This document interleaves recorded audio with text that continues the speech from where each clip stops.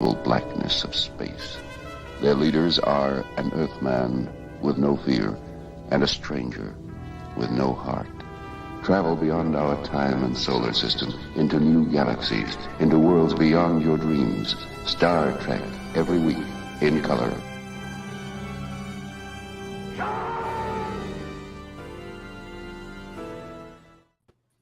All right, that's us. We did it. We have John Suntrays with us. John, thanks so much for joining us today. Thanks, guys. I look forward to this every Tuesday as a viewer, and it's always nice to be asked on camera. I'm sorry Dan isn't here. That's yeah. Thank you so much for the kind words, first of all, because you're a professional. So you're very kind for us with our nuts. Yeah. Hey, I saw Dan last night. We went and got burritos. He's the reason he couldn't join us today is because he's in San Francisco at the Salesforce conference. I don't think I'd ever want to watch Dan eat any sort of messy food with that beard. It was pretty fun. Does he pull it back? Is it like a beard man bun? He takes his beard and kind of throws it over his shoulder, and everything's fine. That's great, man. He's always very nice to me too, as far as what I do on Word Balloon and everything. But it's like, come on, and John, I appreciate it, Hall of Famer. It is the craziest thing. I never thought my school would honor me, and it was real because I was a C student at best, but really had passion for broadcasting, and it meant a lot that they recognized that. Yeah, doesn't that make you realize that maybe the grades aren't the whole thing about being a successful student? Oh yeah, because they're like, hey man, nice job doing what we taught you. I hope Walker is at a school, and John, your school too, that offers after school activities, because they're so important beyond maybe this is something I want to do when I get out of school, but also just learning to deal with people outside of class and just building important social skills. God, we were talking about grades are still important. And grades are important. You should still do your homework, kids. Oh yeah. I was just gonna say that we were talking in the green room slightly about this. So my kid, he's fine because he's tall, he plays football, and he's on the swim team. So he has two different kinds of sports. He's their anchor for butterfly. Way to go, Walker. That's great. He can barely do breaststroke, but he goes through butterfly like a motorboat. It's insane.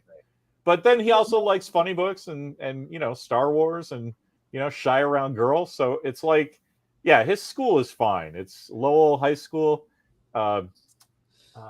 There's somebody super famous. It's not Phyllis Diller. Channing. What's that? Channing? Carol Channing. Yeah. She was a Lowell graduate. And so that one's really funny because I'm of the age I can barely remember her name. So the kids there are like, Carol Channing, who's that? You might get one theater student, going, Carol Channing, but exactly. But that's one out of 2,000 students all over the variety shows. But she made the worst Otto Preminger movie called Skidoo, and it's Groucho Marx, Jackie Gleason, Carol Channing, Frankie Avalon, music by Harry Nielsen, and it is horrible. It is one of those that should add up. Well, it should, but Otto Preminger was not a comedic director, and that really hurt. And it really was that terrible counterculture, we don't understand the younger generation kind of riff that so many TV shows did. And it's like when you see Lucy on the Lucy show dressed like a hippie, or Bob on a Bob Hope special doing, hey, look, it's the Beach Boys. Look, we can be Beach Boys too. Let me tell you. And it's like, I don't think so. But my favorite is Milton Berle as Lily the Lilac in Batman. It's Louis. I love Louis the Lilac. Even making a joke about it still doesn't work. or Liberace as Chandel, and his evil brother, his evil gangster brother Harry. Oh my God! The only reason I know who Otto Preminger is because he directed my favorite World War II movie, In Harm's Way. Have you guys ever seen In Harm's Way? Oh yeah, absolutely. It's John Wayne. I think one of the reviews I read was like, this has enough plot for 3 movies. And I'm like, yep, it sure does. Yes, it does. And I'm not ashamed to admit that I have tried to make In Harm's Way a Star Trek story. and I just get bored halfway through and move on. Oh no, I could so see that, and it's a shame because, and especially in this current Picard era. Yeah, this would work well in the Picard era. Yeah. So because I was even thinking it's a shame David Kirk didn't make it, because it would have been interesting to see Jim Kirk and David Kirk, kind of that father-son thing that we get in Harm's Way. Now, great movie. Yeah. Tons of great Preminger dramas. Skidoo is a terrible. It's on YouTube if you want to. The only reason I know who Otto Preminger is because he's Mr. Freeze. Of course. There you go. One of three. George Sanders and Eli Wallach, the other two. Hey, Steve Euchrin reminds me that Rube Goldberg was an alum of Lowell High School. So that's cool. Yeah, cool. It's a pretty prestigious school. Even though it's a public school, it's you have to kind of work to get in. Very cool. Yeah, he's fine. I was going to say, I'm sorry, guys. We're wasting time. I don't want to. I mean, obviously, we've come to bury Discovery, not praise. Oh my God! Oh yes, I've been smiling all week. I honestly, guys, I've been dancing on that grave since the news on Thursday. It's terrible, but I can't help it because, as John, your Medium articles are always great. Both of your observations are always great, and I would try to convey the same level of frustration on my show, Word Balloon. With Discovery. Anyway, we didn't want it to be like that. We wanted to like it every week, and maybe this next episode will get better. It never did. Yeah, and that's That what I was gonna say. That's the real tragedy of Discovery is that we were all rooting for it, and it just never improved. Every step, even when they tried to improve it didn't improve. Yeah, every step they made the wrong choice. When there was a choice to be made, they're like.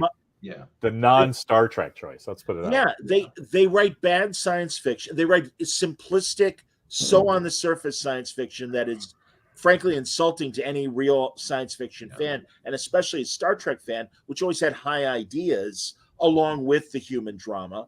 Their disregard for continuity. Where was Chekhov in Space Seed, and how come Khan knows him in 2? That is so small, as opposed to, it's Spock's sister, and Spock wouldn't be the man that he is if it wasn't for her. And also their 180 on Sarek, who respected and appreciated humans, but still at heart was a Vulcan and wasn't bemused by if I'm using the right adjective, by humans, the way that Discovery depicts him.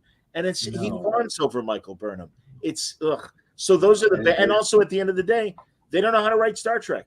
I'm sorry, they don't. One of the reasons why I have not been like dancing gleefully that it's over is because I'm relieved, right? I don't have to think about this crazy wreck of a show anymore. Star Trek triggered you for 4 seasons, and now I was like you, I want it to be good. I'm not a Star Trek hater, but this is bad. And like everybody's like, no, it's great. And I'm like, no, it's not great. What's the matter with you? And I'm sure, again, here are 3 middle-aged guys complaining. Forgive me, John, you're younger than us. Thank you. But sorry about that. But no, truly, I can appreciate if this is your first Star Trek, that you like it that much more, that it speaks to you in certain ways. Art is subjective, and I honestly, again, I almost feel like I'm being condescending saying this. There's Dan. Hey, Dan. Look who's here? Welcome, Dan. I'm glad you're gentlemen. What's happening? Promise. Not much. I was just ranting about how if Discovery was your first Star Trek, I can appreciate liking it as much as the Discovery fans do. But again, it competes with the reruns that run nonstop 6 days a week. Every iteration of Star Trek is on ETV every damn night, or Heroes and Icons. I'm sorry, that's a tall order to compare to. I do understand that the current generation, if it was not from their lifetime, a lot of them are indifferent and they don't care about media within their lifespan and stuff. But I was listening, John. I was listening, and I just was shocked by where is this cogent commentary? I thought I was watching serious Star Trek. I'm waiting for some more hot takes. But guys, I'm in between sessions on my Starfleet seminar right now, so I just wanted to drop in and say hi. I'm listening in. I'm loving the show. Glad you got John. Keep on keeping on. Cool. I love the background and your lighting and everything, Dan. Believe it or not, the Starfleet really put me up well There's a reason Starfleet Academy is based in San Francisco. It's intentional. It's intentional. That weird eye drug from Picard, where they're squirting stuff. Raffi. It's wild out here, let me tell you. Guys, keep up the great work. I love y'all. I'll see you next week. Man. Thanks for checking in. We're good. Stay out of trouble. It was fun hanging out with Captain Fun and his family last night, too. And I got thanks so much. I was bragging. I had burritos in real life with Dantron. I got a sneak peek and guys, if you only knew if that camera just turned a little bit, what the wonders in that cave of wonders. It's wild, folks. When I sat down today, I was like, man, should I try to turn this for good old Dan? Like maybe next time. All right. When Dan came down into my office last night, he was just like really impressed with all the stuff over there and all the stuff like kind of over there. Like inches. You turn inches and people would be gasping in wonders. But that's great. We want to focus on. Imagine if I tilted the camera down, just gasping. Oh my gosh, it's a whole other kind. Then we really get super jazzed. All right, guys, keep up the good work. I'll see you around. See you next week. All right, see you, Dan. Thanks, Dan. Too funny. Oh yeah, Discovery. Yeah, sucked. Yeah, I just thumbs down. Well, I recalled that I didn't really watch the later episodes of Enterprise either. And it didn't really hurt my soul. I was just like, there's a lot of stuff going on. I'll catch it when I can, right? And I have seen it over the years, but I didn't watch it at the time. And I was trying to think, why does it offend me so much that I can't stop watching, which just is a bad show, right? It's like if this was, Force Company or something, some reboot of some crap, I wouldn't even think about it again. I'd read the AV Club article and go, yeah, that's not for me, and go on with my life. But because Star Trek is my goddamn religion, I just feel very Martin Luther about this. It's like, no, you need to pronounce Sarek's name correctly, right? I'm not even to him laughing in Burnham's face, which a Vulcan would never do. I'm not even there yet. None of the other characters can pronounce his name. It seems like that would be somebody's job. I'll admit I say Sarek, but I'm with you, and I know Burnett is a Sarek guy as well, and I respect that. I totally respect that. It's not like you do it that it's not. It doesn't sound hollow to your ears, right? It's like Sarek. That's Sarek. Cool. Everybody says it slightly different, just regionally, right? But like they're saying Sarek, or it's like what are you guys saying? That's not anywhere close to his name. Anyway, I get it. Well, and also, none of us are on TV as professional Star Trek actors. Like, you would think, if it's your job to be a Star Trek actor, you would, at least pronounce things correctly. First of all, let's start off with all of the sins of episode 1 of Discovery, which I have not watched ever again. The Vulcan. First of all, it opens with Burnham, and this is how much I hate this show. I've never watched it a second time. It opens with Georgiou and Burnham drawing a Starfleet Delta in the sand as they break the Prime Directive. That's it. And that is how you know right away this is a pile of horseshit, and it's never going to get better. And isn't that the thing they drew in the sand's only about, I don't know. I saw it once back in the day like you, but it's like 100 feet, 150 feet. I was going to say 30 feet, but sure. Yeah, whatever. The conceit in the show, though, is that that's their distress signal they're going to see from space. Yeah. Like, what? That's how I knew. It's like they're not even nodding at anything that is science part of science fiction. Well, yes, it's an embarrassment of what they call science fiction. Yeah. Everything is surface. Yeah. There's no deep thought. I mean, Relics, TNG, the Scotty episode, the Dyson Sphere. They just throw it in there. Yeah. These people have no idea. The way they use on Discovery, the mycelial network, and that idea, as I'm sure you guys know, Brian Fuller, his original intent was to use it for terraforming planets, which makes much more sense. That makes a lot of sense from a mushroom-based, theory. Yeah. Well, that's more science fiction you can get behind, right? Yeah, and that's the thing. It's like, I mean, I'm sure you guys have seen that great, I don't know if it was History Channel or A&E back in the day, how William Shatner changed the world. And it's all very tongue-in-cheek about how real science Star Trek followed the inspirations of Star Trek. And it's true. And I mean, my God, ion propulsion, actually we're working on something like that.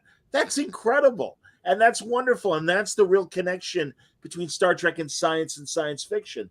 Again, I think we got a lot of soap opera writers that never have written science fiction before, and it shows. Yeah. John and I talked. Now it's over. Back in the day, John and I would talk about, like the second season of the original series, just like every episode is killer.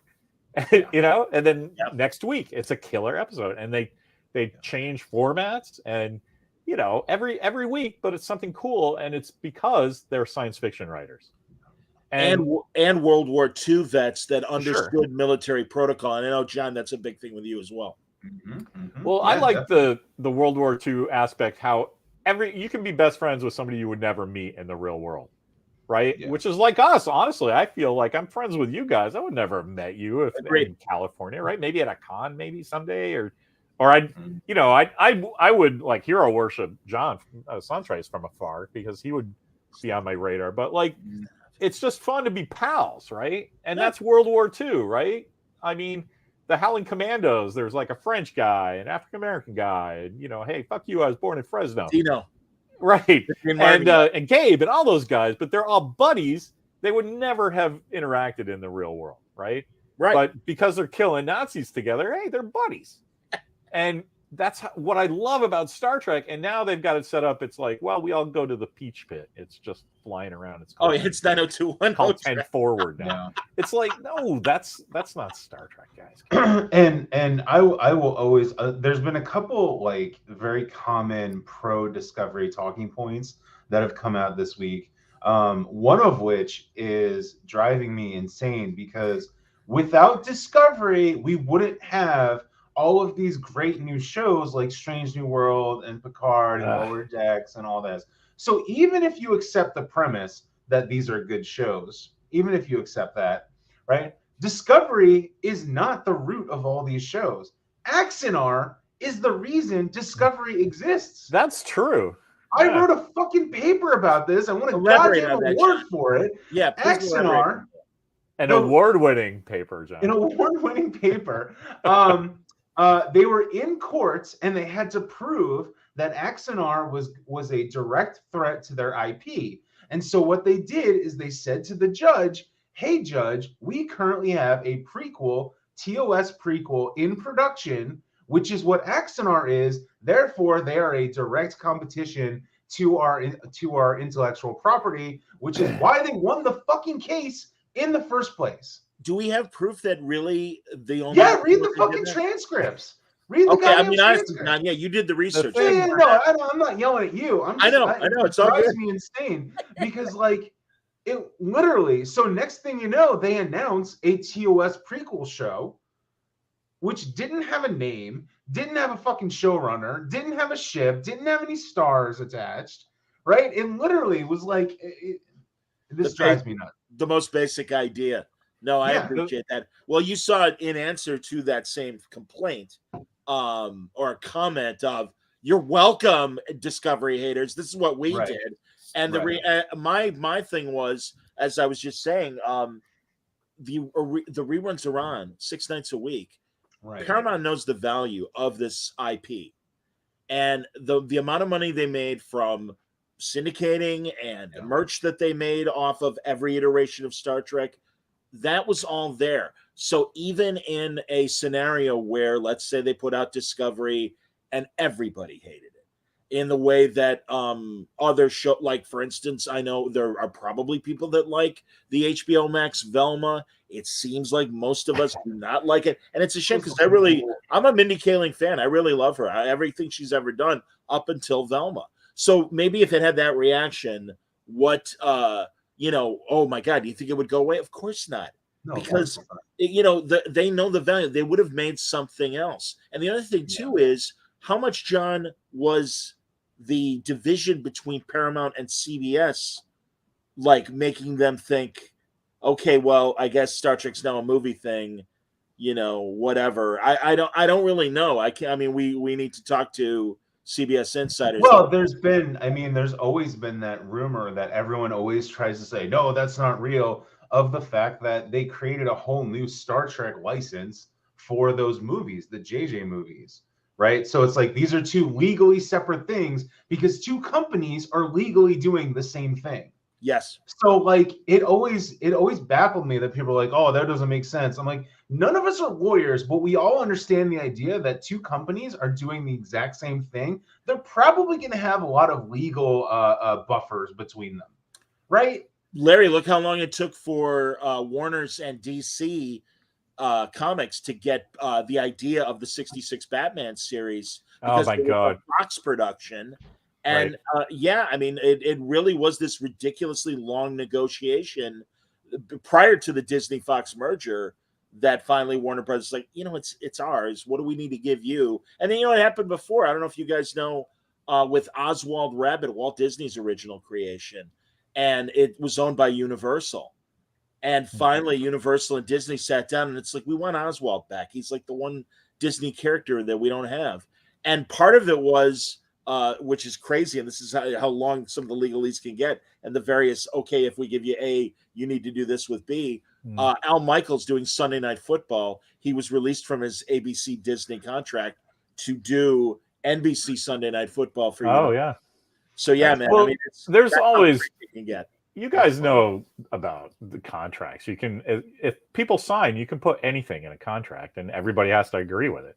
So when you said the thing about DC and what was that again? Because Batman and Fox. Oh, right. And then so I have a really cute story that goes on for decades about that, because I'm a giant Batman 66 fan. I thought I was the only one, right? Because everybody's like, that's ridiculous.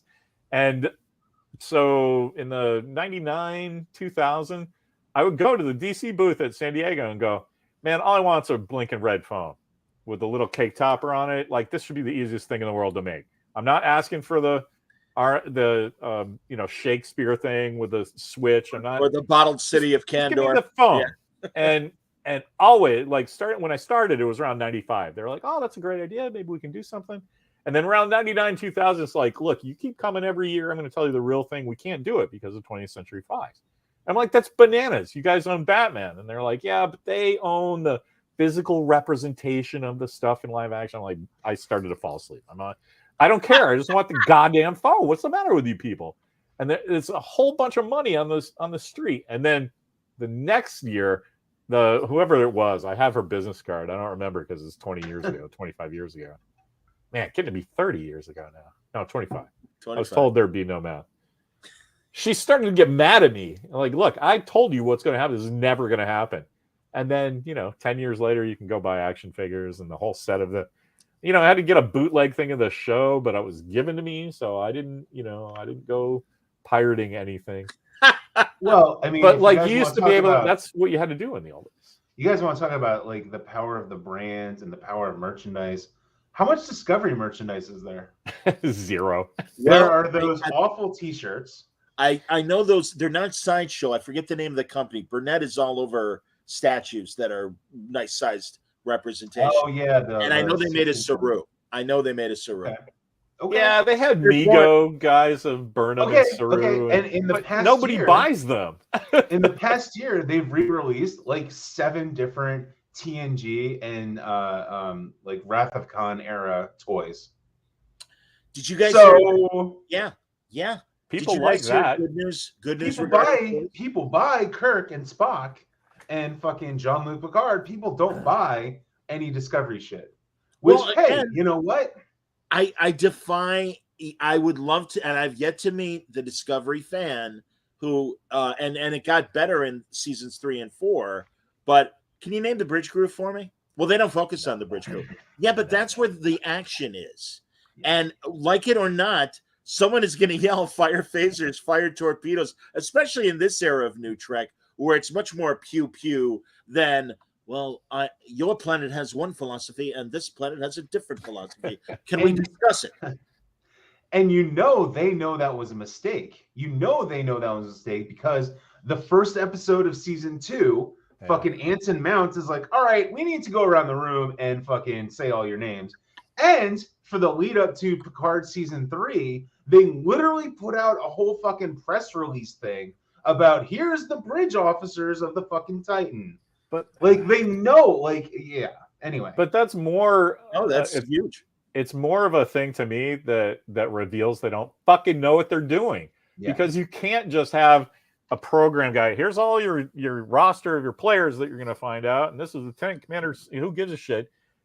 No one cares. You have to have the guy. If you're yelling, fire phasers. You have to be like, wipe that chocolate off your thing and fire phasers. Like, oh, okay, the helmsman likes chocolate.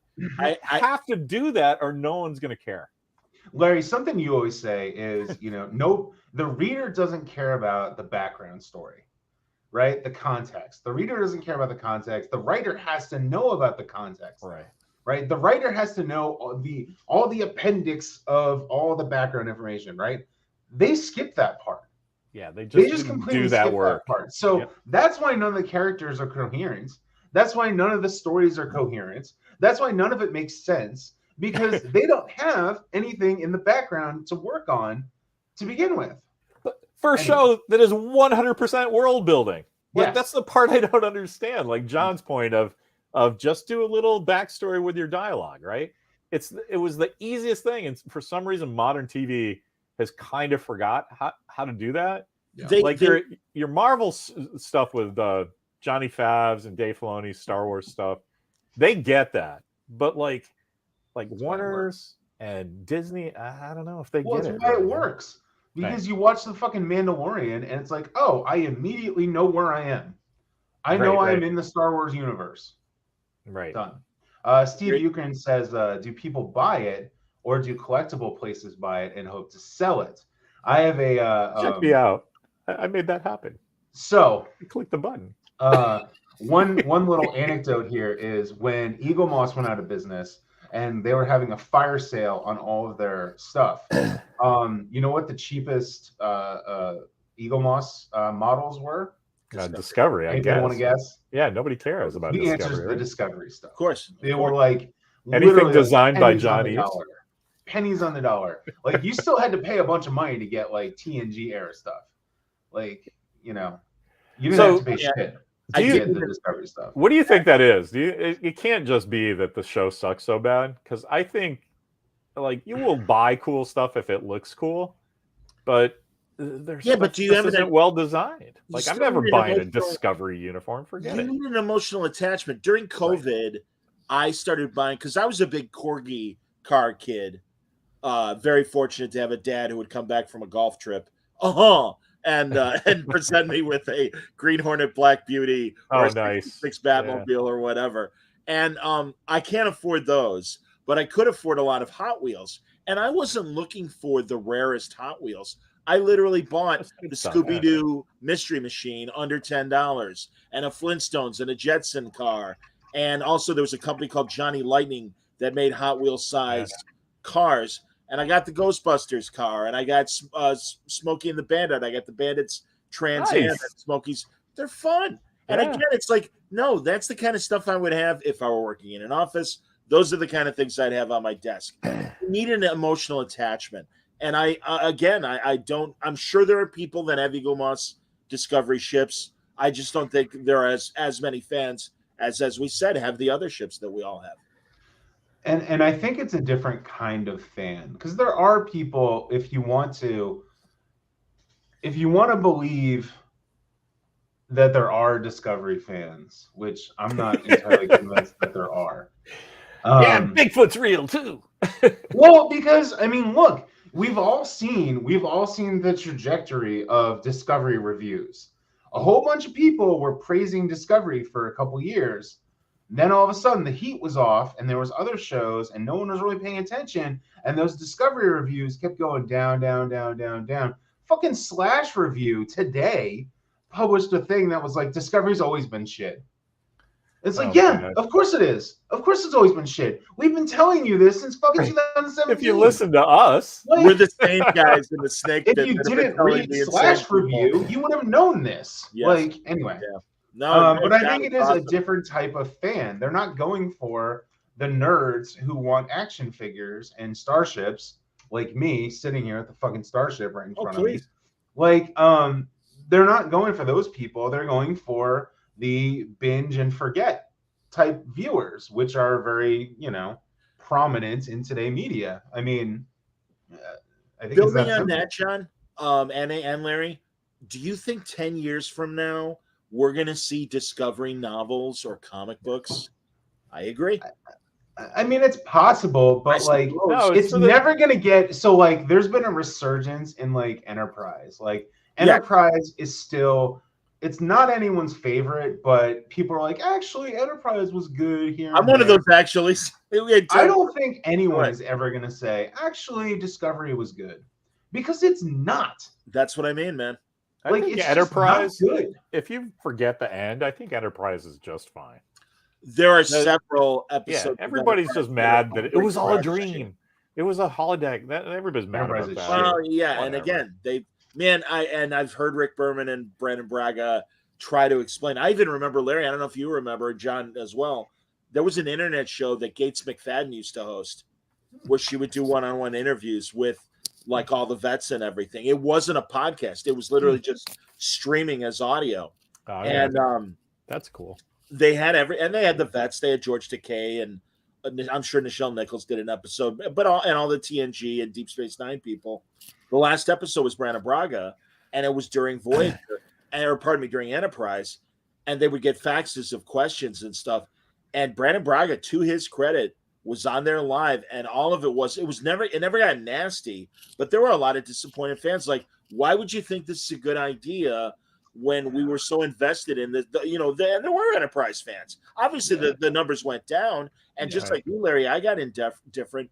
But I mean, it's I do think there's enough significant episodes.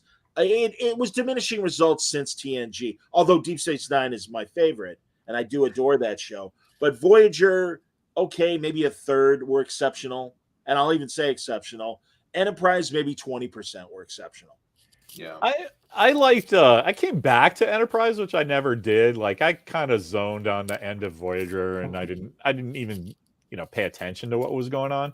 Enterprise, I would at least keep my eyes open and read reviews. And so when they said they were, they found the Defiant and some of those pics of Scott Bakula in the green suit show up. I was like, Kirk wraparound. Yeah, I was like, oh, and so I looked into it. And I'm like, oh, Manny Koto's doing this now. Okay, fuck yeah. Right. And then I was like, just when they started doing stuff that was great, they're like, oh yeah, it was all holodeck thing, and you're canceled. I was like, I'm not sure that was a call I would have made, Paramount. Well, Les Moonves, really ridiculous. The infamous Les Moonves of CBS, was running UPN, and I just learned something from Shuttlepod One, the podcast that Connor Trenier and the guy who played Malcolm, from Enterprise. And they said that Les Moonves went to Rick Berman and said, I don't like Scott Bakula, change the captain. And Berman's like, fuck you, we're not doing it. It's too far into the show. It's I don't even get how television is even made anymore. What does the money guy have to do with creative? Come on. Yeah, but Larry. I know. I just think it's a ridiculous broadcasting. Because honestly, I've been saying that in radio for 30 years. I just think it's a setup where people cannot succeed. That's all. It's the classic story, the network executive that needs to prove their worth and give notes. I mean, the infamous one about Enterprise was, can't we have a boy band in the restaurant that's on the ship? The restaurant. And can't they be different boy bands and stuff? And just the lack of understanding. Or they were explaining that they wanted to do a story. I think it was when Malcolm was stuck on the hull and had the Romulan spear. Yeah, he was pinned to the hull. That was a good one. So they're describing all this to the executives, and then all the action takes place on the ship's hull, and the executives are nodding. Okay. Finally, one guy goes, "I'm sorry, what is a hull?" Oh no! And it's like, yeah, thanks very much. Why don't you go to your martini lunch? Maybe you're done for the day. That's not good. Fantastic. My big ding against Enterprise was their outside environment suits, their spacesuits, just did nobody. But that's your wheelhouse. Look like this. I need to see that silver screen and the zippers and the doodads that don't make any sense. They had real, it just looked like real expensive prop spacesuits, and they're brown. I'm like, what? I don't know. One more thing I want to push back on for Discovery real quick. I got plenty more on Discovery. Keep going. Yeah. I want to push back on it's good because it's diverse sort of line of arguments. Because a lot of people, again, this is one of those talking points the last week where it's like, yeah, Discovery was bad, but I'm glad it was so diverse. And it brought a lot of diversity to Star Trek. And on a very superficial level, that's true. It did highlight a lot of diversity. That's true on a very superficial level. A lot of those plots and characterizations are incredibly regressive. That's something that I documented at the time. They literally fridged Culber. You know, after getting a fucking GLAAD award for having a gay kiss, they literally fridged one of like the worst gay tropes you could have. Dude, and then they spent 6 months saying this is the epic love story of the universe. Right. And then they killed the guy? Right. Even if it's temporary, it's like right. None of that's a really good story. And so I do want to push back. Like, there's nothing. The diversity is not the problem with Discovery, right? The characters were not the. Let me rephrase that. The demographics of the characters were not the problem with the characters in Discovery, right? Anthony Rapp, I like Anthony Rapp. I think he's a really good actor. Why was he sidelined for most of the show? How about that? Yeah, right? You have, again, you want to have these prominent gay characters, these LGBTQ characters. That's fine. Write good stories about them. Don't just write a story that says, hey, I am caricature. My big Listen problem. To me be a caricature. Like, get the fuck out of here with that shit. Anyway. My issue with that is Kurtzman and Paradise were both like, oh, the thing we're most proud of our time is the diversity. And I'm like, yes. You know, the thing you should have been most proud of is doing good TV. Because your point is exactly true. It's like once Jet Reno shows up, her and Anthony Rapp should have been the stars of the fucking show. And that's what happens for TV when you get some characters that you get good casting or they have good chemistry or something. And you're like, man, let's do that. And you blow that character up. That's where you get Urkel from. That's where you get, it's happened a million times on TV. Yeah. Oh, yeah. And they just refuse to write to the audience reactions. They're like, no, we know what's best for you people. Like, fuck you being a fan of this show for 60 years. You don't really know why you liked it. We know better than you. And that's what I always responded to. In the show, it's like, hey, man, like when I can write a better Star Trek than you, and I'm not a professional TV producer of any sort, that's bad news. When my wife can do one better, when my kid can do one better, like, what are you doing over there? Oh, well, we're real proud for having diversity. My example. They highlight that understand the assignment, Alex. There's nothing else they can hang their hat on. My metaphor was always saying that the TV show was a game board, like Monopoly, and you're starting on Go. Okay, fine. Everybody, we're showing diversity. Okay, that's square one. What else can you tell me about these characters? Right. Congratulations. The opportunities, and it's, man, Larry, I'm so glad you said that about Jet Reno, Tig Notaro's character. That would have been great, and we really could have had some Spock Bones-ish interactions with them.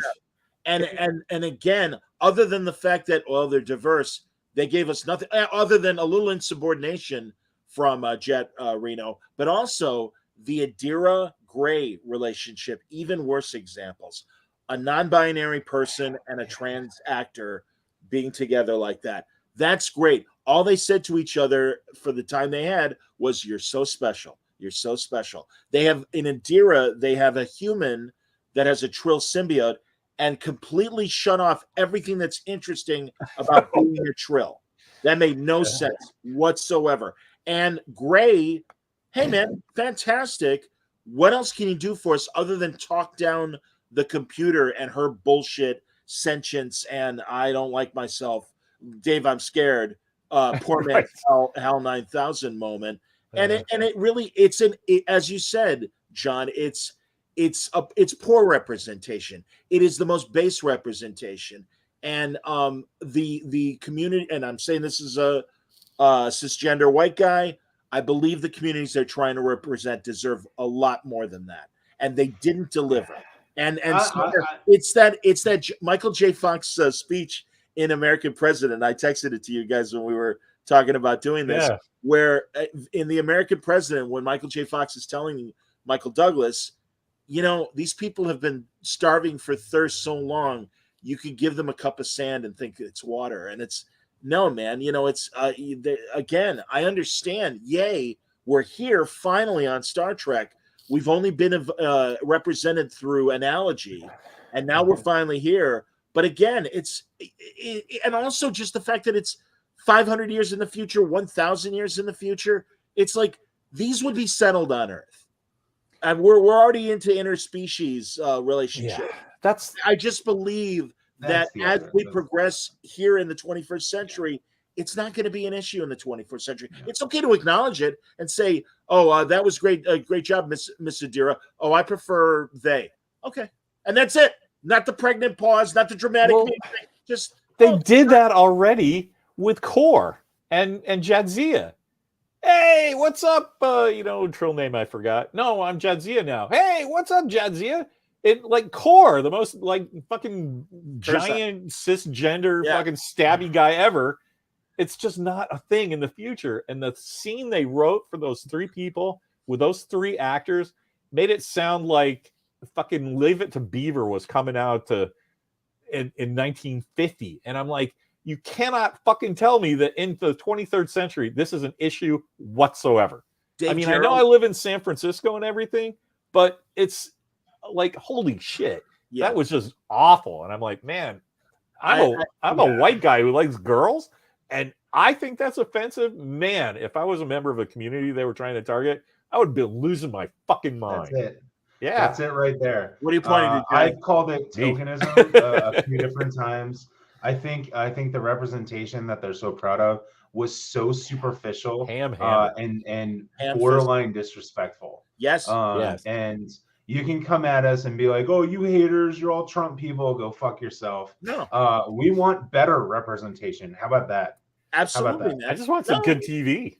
Right. Yeah. Good Star Bad TV, man. And there's also the whole fact of they go 900 years in the future, and all of a sudden they're like the most advanced ship for some reason. That was another problem. Well, again, and simplistic problems. Yeah. And addressing them as such. The dark matter anomaly. Well, it's a dark matter anomaly, Admiral. What is it? We don't know. Yeah, we don't know. It's an anomaly. That's what anomaly means. And they actually just did it again in season 3 of Picard, where it was an unknown anomaly. And I'm like, is that like plaid? I'm like, it's the same thing. What are you doing? Yeah, it's tiring. And I'm so glad it's over. And dilithium is inert because a kid cries.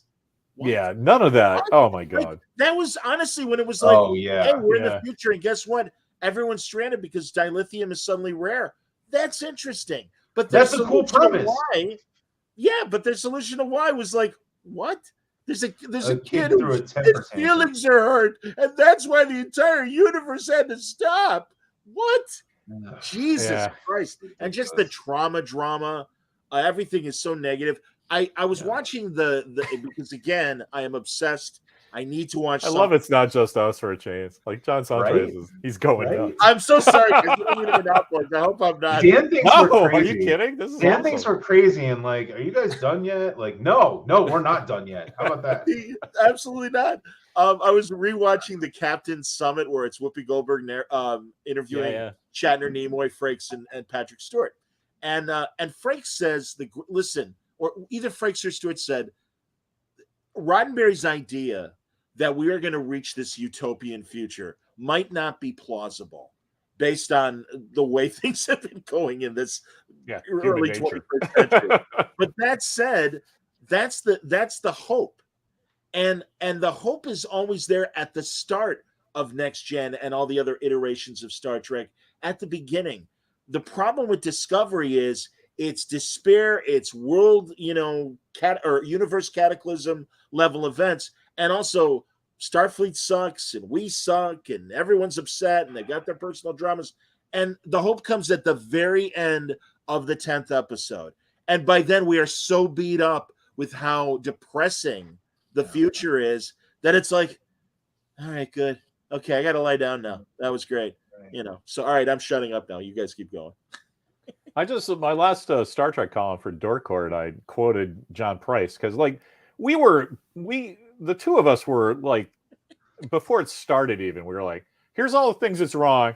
Here's where it's going to suck. And I don't know. I can't believe we can see all this right now. A couple of dopes like us. And every single thing came true.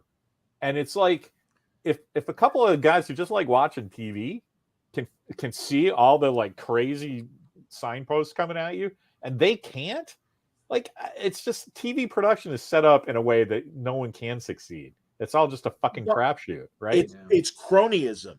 Yeah. I am a new showrunner. I'm going to hire all my good friends, which I get, and that's great to a degree. Hey, I'm from Chicago. That's cronyism is our local politics 100%. It still is. But that's way of life. Hire competent people that know what they're doing. I mean, good Lord, as you guys know, before Strange New Worlds was the name of the Pike show, there were the line of pocketbooks, Strange New Worlds, that were fan short stories. Yeah. Oh my God. So many great ideas. So not only great novelists, and I've had many of them on Word Balloon, like Michael Jan Friedman and Keith Candidio, and I just had John Jackson Miller recently. These are great Star Trek novelists. They get the ideas and they write amazing stories. These fans in Strange New Worlds, there were at least 10 volumes, if not more, that had dozens of great fan-generated stories. But I'm sorry, the people that are in charge of writing Discovery, they don't understand Star Trek. They don't understand that genesis of, we figured it out. Again, it's bullshit, but that's part of the love of the escapism, that we want to believe in a utopian future where maybe we all finally get along and can move forward and stuff. That's my feeling. And they never understood the criticism because they did make changes. They would respond to fan criticisms. They just never understood the criticism. Yeah, like why? They brought in Anson Mounts and the Enterprise and Spock, even though Alex Goldman, is that his name, right? Akiva Goldman said in an interview that I have. We're never going to see Spock. We're never going to see Spock on this show. I have it bookmarked. I will never lose that bookmark. And so they changed the uniforms, they changed the Klingons, they changed this, they changed that, but they never understood why we were asking you to change those things. Not because it's ugly, which it was, but because you fundamentally don't understand the characters already. This is not generic sci-fi show 7, right? This is Star Trek : Discovery. You have to do the Star Trek part first, then you do the Discovery part. The Discovery part informs the Star Trek part. Right? Well, guys, that's why last week or 2 weeks ago, when you guys were, saying, they're going back to the usual cues in Picard season 3, it's like, my feeling is, as I said in the chat, I'm like, well, that's no different than the various John Williams Empire cues and various things in Star Wars, where it's like, no, we want that. We want the familiar. I mean, and at least the parameters of the familiar. You don't have to do the amount of fan service that in some cases I think this season of Picard has gone overboard. I still love it. I think it's great, and I look forward to it. But yeah, Discovery, they would ignore continuity, and it's like, and again, for whatever reasons, whether it was to differentiate from what we were getting in the JJ movies, that 25% difference rumor, that I don't know if that's true or not, but I also think there was this attempt to make merch that was distinctly Discovery, but again, it just got so far away from the original concept, but even more so just in the characters and stories themselves, and that lack of military protocol, and Michael Burnham to be the solution of everything, to the point of going to the Trill homeworld with Adira and jumping in the Trill pool, and it's like, I'm sorry, you don't. I mean, Michael Piller had to come in season 3 of Next Generation and go, instead of it always just being so much focused on the planet or whatever the external problem was a week, we got to focus on our characters. Let's make this week a Worf story. Let's make this a Troy story. This week, Data solves the problem.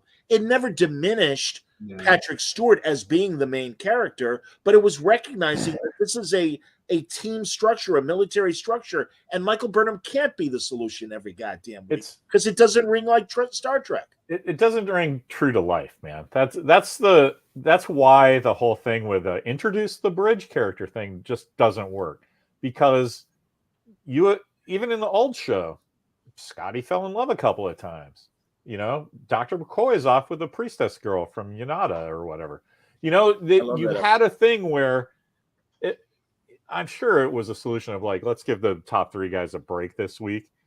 You know, but it also, the audience, the reason people like Star Trek and buy the fucking insignias and wear the fucking uniforms is so they can feel a part of this cool thing. And I got a little far away from it. I quoted John about it's not utopia. It's you're trying to fucking get to utopia. Right. But human beings are always making the wrong decision. Fucking Kirk is punching people by accident.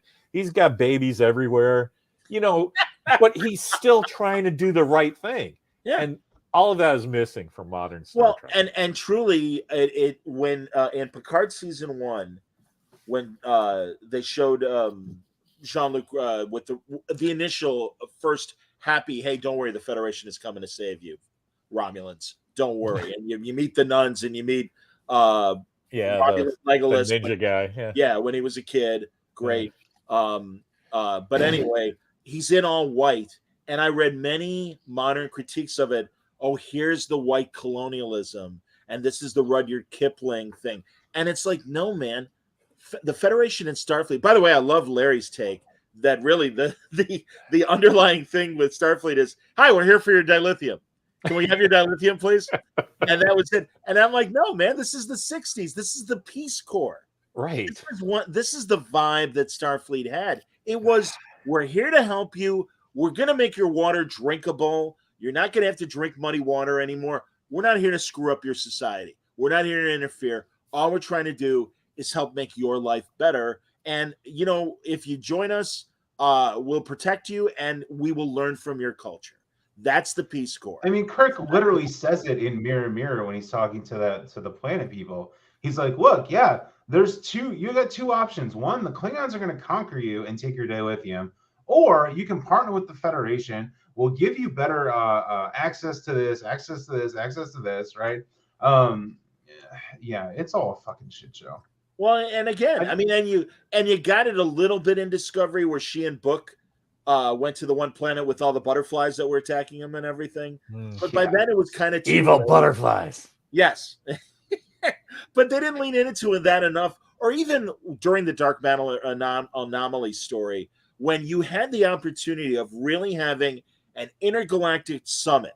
What do the Klingons think? What you had that, first of all, and it drove me nuts on Discovery. This is my favorite Ferengi on Discovery. It was always a guy in Ferengi makeup. He never had any dialogue, and his mouth was open like, you know, some air breather at the back of the bus in school. I love it. And it's like, what is that? I'm like, this is and especially now you're 1,000 years in the future. What are the Andorians like in 1,000 years from now? Where are the Klingons? Where are the Ferengi? Where are they in society? So much potential. And we got none of it. I'll tell you where it all went wrong and why Ted Lasso got 17 Emmys. Because Ted Lasso, all the guys that write Ted Lasso believe whether they do this in real life or just mentally, when they walk in the writer's room, they hit that sign, believe. Oh, I just hit my Star Wars helmet. But if I could do this for the Star Trek guys, all their problems go away if they keep this one thing in their head. JFK got 2 terms. That just addresses all your stuff about the Peace Corps, addresses all the stuff about resources, addresses everything, and they cannot keep that in their heads. No. Like Star Trek is the future where Kennedy got 2 terms and it worked out. We're still flawed, we still have conflict and shit, but we're trying to do the right thing. And no, he got killed, and then we got Trump, and now this shit show. But that's why we want escapist entertainment, man. You can't write TV like the real world. You can't. Mentioning Kennedy, it makes me want to contact Heather Antos at IDW Comics and get that Planet of the Titans script that Philip Kaufman was going to direct, where where they screw up and Kennedy survives Dallas. Well, why don't they do that? You brought up Dana Gould. He did that cool Planet of the Apes thing based on the first draft. Yes. That was fucking great. I loved it. Yeah. Or not the first draft, based on the book, right? No, it was based on Serling's first draft. Was it Serling's first draft? Okay. Yeah. I just remember I read it really fast. I got the hardcover. Dana Gould is a great writer. Thank you, Dana. Your fucking newsletter is great too. Oh, I love Dana Gould's newsletter. Dana Gould is my hero. He's one of these guys that truly I model my career from in terms of coming from broadcasting. And rather than having to work for somebody, can I do this on my own? And that has really been my mantra in terms of that's awesome. Well, and again, man, Dean Haspiel, not to name drop, but we were talking last night, and Dino's like 3 years younger than me. He's in his mid-50s. And it's just like, it's not that we don't like working for somebody else. We just want to know if we can do our own ideas on our own.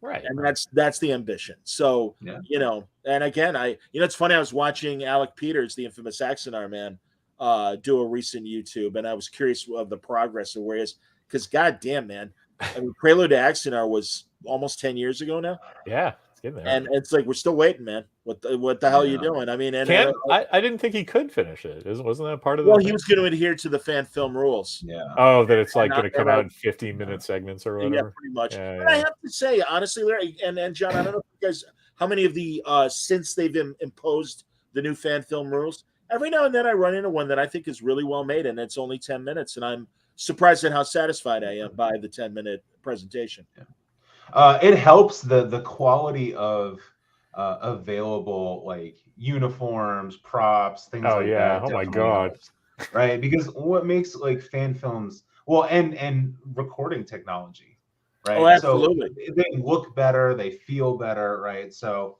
that definitely helps fan films in general. I just want to say episode 3 of Picard, I really, really liked. Me too. I really liked episode 3 of Picard, and retroactively, it makes 1 and 2 better. But they still have the problem. They have the same problem that every season of Picard has had, where the first 3 episodes should be one giant episode. Or like I totally agree. Yeah, the story only lasts that long. Because like episode 2 was it was a waste of our time. It's filler. It was a waste of our time, right? Yes. But you shove 20 minutes into the first episode, you shove 20 minutes into the third episode, and you have this fantastic feature-length 2-parter that sets you up for everything. You feel good at the end of it. They've had this issue. They had this issue in season 1 and season 2, and I think I don't know. I don't know what to think. But well, again, they don't know how to pace 10 episodes. Every showrunner of streamers that I've spoken to, anecdotally, mostly of the conversation has been, we were shooting for 8 episodes, but then as we were getting into it, we realized we need 1 or 2 more, so we went to 10 episodes, or we went to 9 episodes, or something. This is the whole is 10 episodes deep. Fill it any way you can, right? And that's where we get these like middling second episodes. So our friend Rob Burnett, who has seen all 10 episodes, says episode 4 is like the end of Act 1. Well, that's hope, right? 5 through 8 is Act 2, and 9 and 10 is the finale. I mean, I hope so. We'll see. All we've been hearing is how great the 6 episodes are, and it's just regular TV to me. There's a lot of backlash, and I think justifiably there was a lot of backlash to like after episode 1, especially episode 2. Where it's like, oh, look at how great Picard is. Oh, it's like, no, this is just a shitty another season, Well, I like it better. I do like it better. I felt it's better. I mean, but sorry. No, not at all. I was going to say regarding my couple nitpicks were Amanda Plummer was too arch. They pull her back in episode 3. Yeah. She is. I mean, thank God, and it was a big relief. So it's like, all right, maybe she's being so theatrical to scare them. Okay, fine, because she really was just like fire again, and in this very low key way. The other thing that I did feel was like, I understand we needed to get there, but I did feel that the climax of episode 3 with Riker ordering Picard off the bridge, that felt a little forced to me. Mm-hmm. They could have done it better. I don't know how. They needed to set up the antagonism a little more. But I guess my point is like, I feel a lot better about Star Trek Picard season 3 after watching episode 3. right? It all kind of makes sense now, right? Yes. Getting out of episode 2, nothing really made sense, and not in a good way. They didn't right? move it Not that in a far. good way where it's like, oh, I'm interested in this mystery. It's like, no, this is kind of trash, right? So all those people who have spent weeks and weeks and weeks telling us, oh, the first 6 episodes, this is the greatest thing since sliced bread. This is the best Star Trek since TNG season 8. You know, like all this shit. They just kind of made themselves look like fools. And, you know, and I'm not saying they can't be proven right, but that still kind of irks me where it's like, yes, we get it. You sucked someone off to get the first 6 episodes and congratulations. You know, there's some, look, maybe 10. Rob Burnett has a big audience. The podcast has a big audience. There's some YouTubers who don't have a big audience who got to see it somehow. Like, I don't know how they're picking and choosing who gets to see it, but here's my problem with Picard is that he's still a robot. Yeah, I can't get by any of that. And one of my buddies is like, you're so bigoted against androids. And I'm like, okay, first of all, that's a fictional statement. But second of all, you're kind of onto something, but it's not bigotry. It's this thing is alive and this thing is not. And it's like obscenity. I can't tell you what the deal is, but I know it when I see it. And I cannot emotionally get into Picard at all once they made him a robot. I still hear you and I agree with you, but it's kind of like, and I think I said this to you guys in the chat, it's like the Clone Saga in Spider-Man with Peter and Mary Jane having a boy, and all of a sudden it's like they've never spoken about it again. Right. They acknowledge it in Picard. They have to, unfortunately. They're saddled with this. But I do love the idea, too, that there might be a kernel of, are they sentient or not, if you go back to the original series and Roger Corby, Nurse Chapel's first love. I am Roger Corby, but equate, transmit. So there's that conflict. And it would be really cool if Picard truly had, if not a senior moment, a cybernetic moment. They're just not that processing. They're not going to do it, of course not. Yeah. But they're not that smart. I mean, that would be fantastic. Yeah. But yeah. Well, I don't know. I mean, Matalas in all of his interviews, he seems like he knows Star Trek very well. So you never know. I really don't like the term Gollum body.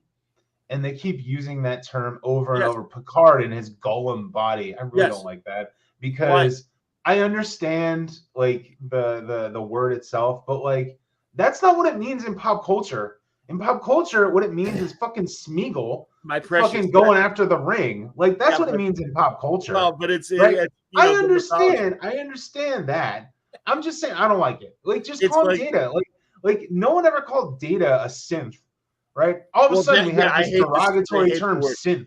I hate the synth idea. I hate everything about that. Yeah.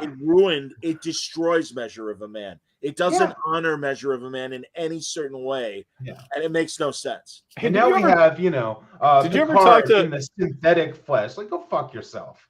Like, how about that? Hey, John, did you ever talk to Melinda Snodgrass, who wrote Measure of a Man? No, I really want to. And I just haven't been able to track her down. Maybe Burnett can get me with her. I don't know. I send her some Facebook stuff every once in a while, but like she's just like, oh, thank you, fellow Star Trek fan. Oh, sure. And I'm like, no, lady, you need to get paid for that. Anyway. I hope they did. I mean, and Rob I never heard. That's what I was going to ask you. If you've spoken to her like that, you had to ask her. She got a character creation royalty. God, I hope so. She had to. Although I have no idea. I mean, it's. It's 25% different because they recast the and also like how they've stolen from DC Fontana's estate with the characterization of Number One that clearly comes from that Star Trek novel she did, also the Ursula Le Guin rip that they did in Strange New Worlds that Rob points out with the kid that's wired to right the one kid right. And it's a great story and it's one of the best Strange New World episodes. But yeah, would it kill you? I mean, again, you go back to the original series and Roddenberry and Gene Coon and those guys were all about giving credit. Oh, Ted Sturgeon wrote a short story that kind of informed this plot. So here you go, based on Ted Sturgeon. Yeah. I mean, it's the honorable thing to do. Frederick Brown for Arena got a screen credit for that. And he didn't do anything. They just were like, no, we just changed your astronaut name to Kirk and let's go. Well, you know, that was he got paid. That's great. That was the era where novels were more important and recognized as an important part of pop culture. And I mean, based on the people they got to write Star Trek, especially in the original series, they went for the best science fiction writers, just like the Outer Limit or the Twilight Zone had. And what did they do to Walter Mosley? Right. God, I'm so glad you said that, Larry. And that's a real fucking writer, and you're like, no, man. And again, because these, I'm sorry, I'm going to say it, and I say this is a bleeding heart liberal. These snowflakes cannot handle. I'm sorry. When you're triggered by words, there are some people that are, and I understand, are emotionally fragile, and even that sounds condescending. I don't mean it to sound like that, but in a writer's room, that is supposed to be a room where ideas are shared and debated and argued. He was telling a story of racism that had happened to him as a black man. Like, it was such an asinine story when it came out. Like, I almost didn't believe it was true.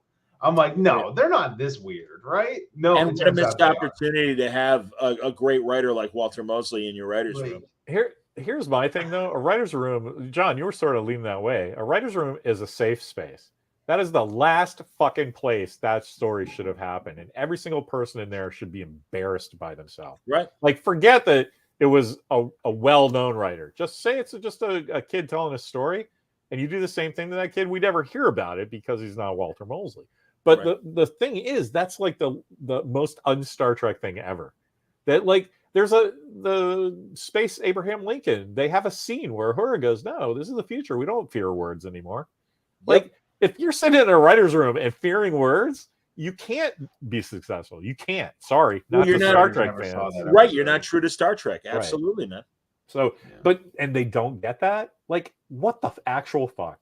I'm hip. I don't understand. Yeah. Anyway. All right, guys. Well, I have to wrap this up over here at Starfleet Auxiliary Headquarters. Okay. You guys can keep talking if you want. I have to get my kid, but I can't believe that Picard was so like nothing to me, and I was just happy that Discovery died, and I don't have to deal with that anymore. That I forgot to talk about The Mandalorian. I was really excited about the season 3 of Mando. And I'm glad it's back. I'll tell you guys, on my Star Trek review show, I'm telling the guys, hey, there's way too much Star Trek to talk about. We'll get to The Mandalorian, but feel free, guys. Right? No, exactly. No, I can't. I just meant that there's a lot of Star Trek going on. That, you know, I'm not even getting to Outer Banks. Man, I love the Outer Banks. I haven't spoken about Chris Rock. Another show that, honestly, guys, I love, and I'll just say very quickly, it's easy. The Ark on Sci-Fi Channel. It's poor man's Battlestar Galactica without the Cylons. And I mean that in the best possible way. Because obviously the budgets are lower. I do get that. But it's a colony ship that has this calamity happen. It knocks out virtually all the command crew. There are 3 lowly lieutenants who are left to run the ship with the civilian group that was going to recolonize. So these colony people do have skills, but they've never been in a military situation. Right. And they got to get the ship running. They're out of water. They're out of food. What do we do? And there might be a saboteur on board. I'm in. And it's been 5 episodes. It's shot in Belgrade. So it's an Eastern European production where I think that's kind of cool. More exotic and interesting. Yeah. I love it. I am so glad. And Dean Devlin created it. I saw the first episode. I love the first episode. I was like, I just checked it out because I want to make sure, like, they're not ripping off Star Lost, are they? Because that generation ship with a problem, you know, they got passengers. It's kind of a trope at this point. It's a classic what trope. Was that Katie Sackhoff show that was awful that I wanted desperately to love that show, and it was awful? Which one? What show? It was a Katie Sackhoff show. Yeah, it actually went for 2 seasons. I watched the first one, and she like had a fight with the captain or something and killed him, and I was desperately wanted to. I can't watch this show. It's retarded. She was great on Longmire, though, the Western. Oh, she's a good actress. Yeah, no, we're just talking about the story. I am having a fantastic March. Let me tell you that. It started with Star Trek Discovery getting canceled, which is pretty awesome. Yeah. And then tomorrow is my Stardate birthday. And then at the end of the month, I will be seeing Shatner himself, real life astronaut William Shatner. I will be getting a picture with him, wearing this nice little brand new Delta I bought myself. And that's about it, man. I'm having a good month. What can I say? Have you figured out what you're gonna say to him? Just some pithy little comment? Or... I can write all sorts of things in my head. What actually comes out, right? We'll never know. Like, I love we'll never you. Know. I love you, Bill. You're my Let's hero, go picking up girls and drinking. Have my baby, please. So yeah. All right, guys. Well, this has been fantastic. Right. Hey, John thank you so much, John Suntres. Go check out Word Balloon. He's a goddamn professional. The rest of us are just living in his world. All right. Thanks, guys. It was great. Hey, check out John Price on Dorkcourt too, right? Yeah, both of them killing it on my eulogy of Star Trek Discovery, which I wrote in like 20 minutes and emailed to Larry and was like, you need to edit this. And and what did I say? This is the one that HuffPo should be going, hey, we need to do this for exposure. That's right. That was great. I love that. That's right. All right, guys. All right. Have a great day. Thanks, guys. All right. I think that's it. Is it? Yeah. That's